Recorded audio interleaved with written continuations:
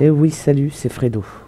Aujourd'hui, nous allons voir comment débusquer une fake news et lutter efficacement contre celle-ci. Les fausses informations se multiplient sur le net. Il existe plusieurs types d'intox. Les informations militantes qui partent des mouvances extrêmes ou conspirationnistes, les sites parodiques comme le Gorafi et les putaclics qui cherchent à attirer du monde pour récolter de la publicité. La recette est simple, l'émotion est la clé et prennent un écho considérable à travers les réseaux sociaux. Les contenus choquants, amusants ou révoltants ont énormément de chances d'être partagés. Selon Capital.fr, 60% des liens partagés le sont sans que l'auteur ait cliqué sur ce lien. Car vérifier la fiabilité d'une info prend plus de temps que d'en fabriquer une fausse. Il faut se questionner et apprendre à réfléchir avant de s'indigner. Et surtout, avant de partager une information, sous peine de se voir contribuer soi-même à la diffusion de l'intox. Selon les résultats d'une enquête IFOP Conspiracy Watch, publiée en 2018, 8 Français sur 10 croient à au moins une théorie du complot. 16% pensent que les Américains ne sont jamais allés sur la Lune. Voici des conseils pratiques pour repérer une fake news. Remontez à la source. Le site est-il un média comme tout le monde ou le blog d'un inconnu? Est-il parodique comme le Gorafi? Dans le doute, consultez la section « En savoir plus » ou « À propos ». Et si vous ne retrouvez aucune information, méfiance. Renseignez-vous sur l'auteur. Pour repérer un fake, il faut chercher qui est l'auteur du post. Est-il qualifié dans le sujet qu'il traite? A-t-il des compétences dans le domaine? Une simple recherche sur Google nous renseigne sur la nature de l'auteur. Un journaliste, un chercheur, un blogueur. Analysez le contenu. Observez et évaluez l'aspect du site.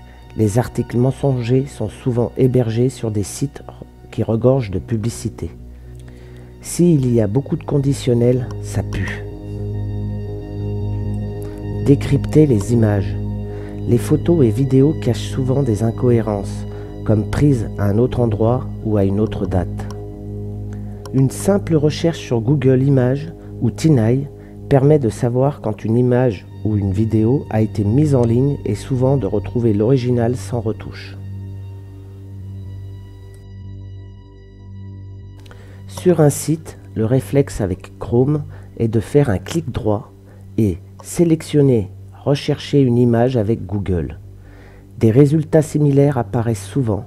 La source de l'image se trouve dans les premiers résultats. On a atteint un tel niveau de désinformation que n'importe qui prend l'info d'un simple vlog pour argent comptant. Ou qu'un ado te sort que le président est reptilien. Allez, quelques exemples de fake. Le premier est l'histoire de cet rescapé d'Alep que j'ai déjà traité sur la vidéo de Mahmoudou Gassama. Extrait. En cause, une fillette syrienne sauvée des décombres à Alep. On la voit sur 3 photos différentes et portée chaque fois par un homme différent. Selon Kiki, la jeune fille a été prise en photo à plusieurs endroits et à différents moments. L'origine de cette désinformation vient d'un site russe repris en France, puis relayé par Jean-Yves Le Gaillou, ex-cadre FN et ancien eurodéputé. Il est très facile de trouver ces images. Elles sont fournies par l'AFP. Cette petite fille a été sauvée le 27 août 2016 et il est très facile à démontrer que tout s'est passé le même jour au quartier A Mahadi à Alep. La fillette est tout simplement passée de bras en bras. C'est le mode opératoire à Alep, surtout lorsqu'il s'agit d'enfants.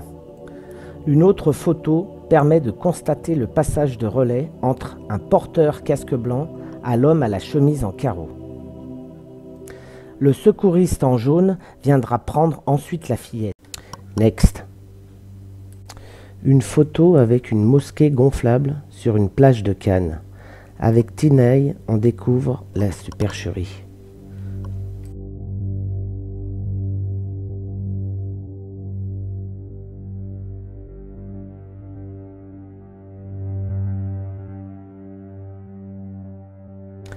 La photo tirée d'un catalogue de jeux gonflables a servi à faire un photomontage.